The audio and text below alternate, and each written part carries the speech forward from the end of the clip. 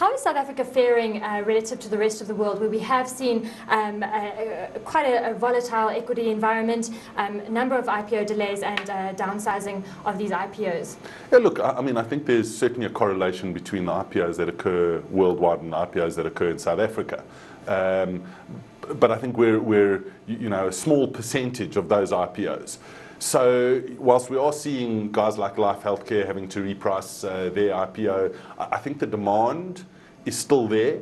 I think it's just a matter of timing. And I think they'll come. I certainly think you're starting to see a lot more guys talking about listing. If you think just this week, Randgold Resources relisted, unsuspended. We've got ReCM listing. We've got Life Healthcare listing. I see in the media this morning, Galaxy Gold is talking about listing.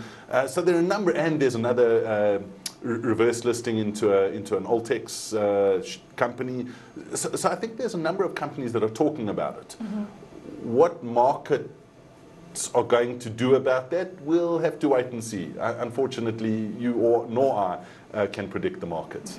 What kind of a trend are we seeing in terms of private equity companies taking those companies and relisting them? Is there quite a trend, as you mentioned earlier? Yeah, look, again, and I think South Africa is a bit of an anomaly in this respect when it comes to private equity exits. Whereas the rest of the world, certainly Europe and the US, see a lot more exits via the public markets from private equity funds.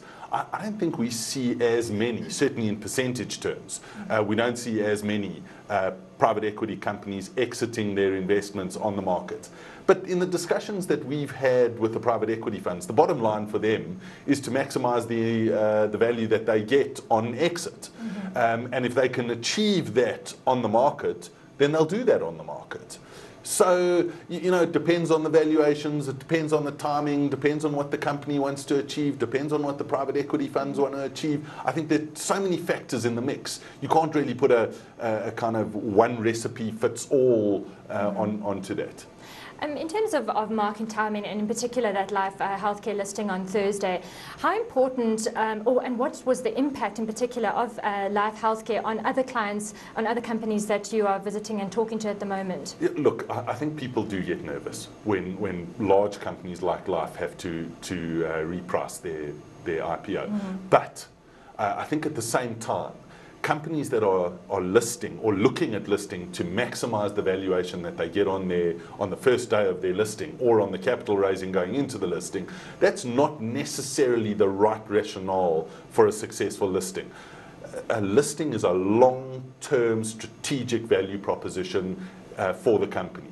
It's not the winner is not the guy that gets the maximum PE on the day that they list. That's not what it's about. If Life Healthcare is as good as they say they are, and they're going to achieve what they say they're going to achieve, well then the multiple that they managed to achieve over the last 2 or 3 months, hopefully, significance in 5, 10 or 15 years' time. We're in June now.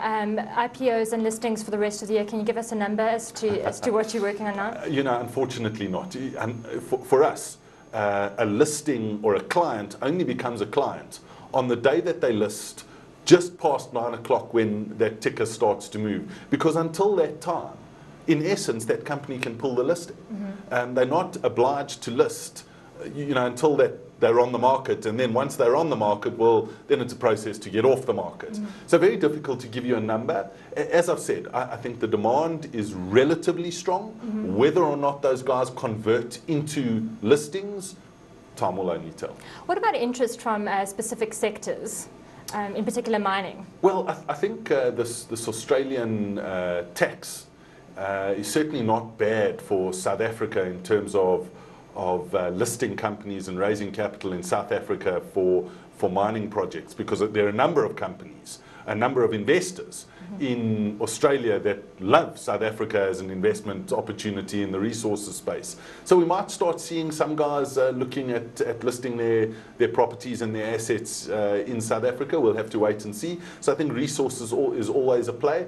To kind of align one sector or highlight one sector, very difficult to do so. We look at across the board. We don't kind of focus just on infrastructure, just on manufacturing or services or whatever the case may be. It really is across the board.